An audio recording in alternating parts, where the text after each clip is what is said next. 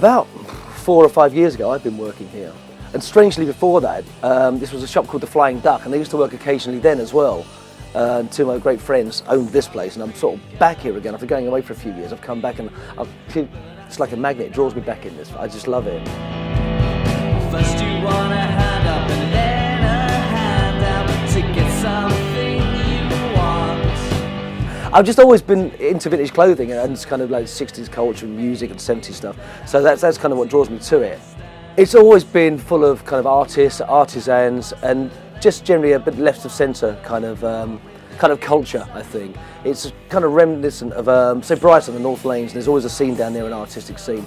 Greenwich generally, although that's kind of been eradicated slowly, has always had that kind of feel to it. I mean, there's a band called Squeeze, I don't know if you remember them, in the 70s, 80s, and they're great, and they're real kind of South London poetry, their lyrics, if you like. That's the band that George Holland was in originally, and he was living over in Blackheath, and Glenn Tilbrook, who's still DJs down at the Pelton, and they were a big, big band in the day, and they're amazing. So you read their lyrics, very much sums up how Greenwich felt some years ago.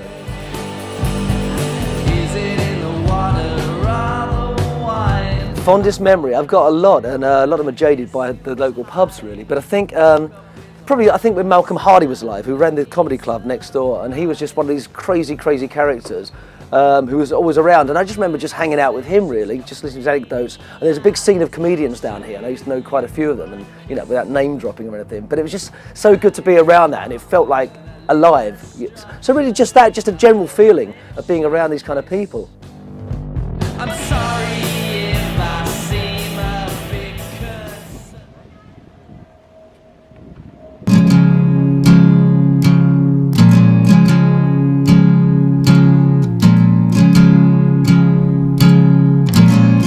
I've decided to move to London. I'd been living in upstate New York, and I just kind of wanted a little bit of a new adventure, and one of my cousins lives here, so I kind of took the opportunity to come and try it out for a little bit, see if I might want to move here, and it's just been really nice because coming from kind of a small, more rural area, this is obviously a big city, but she lives out here in Greenwich, so that's kind of what I've gotten used to, and it has just a really nice, calm feel out here. It's very neighborhoody while kind of having a big city right in your backyard.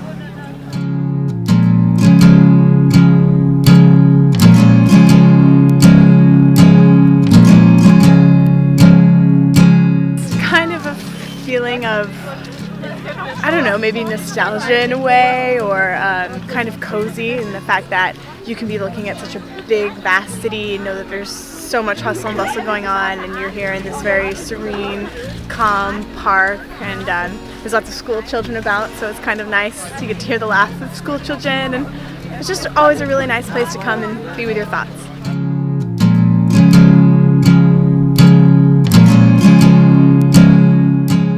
It's just a great place to walk, go for a jog. Look out for the scooters though.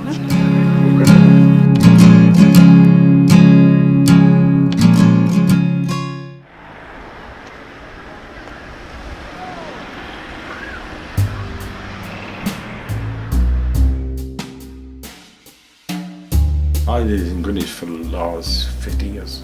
I was born here, so I grew up here, so this is my home. I got accommodation for doing something constructive, so I got a bravery award. Yeah, that made me feel positive about being here, and I got recognised. It has changed. It's very much, it's very cosmopolitan now, more than it was 20 years ago. So it completely changed for the better. Greenwich is such a unique itself because you've got so much going on, because the heritage of it, Greenwich, is through the naval.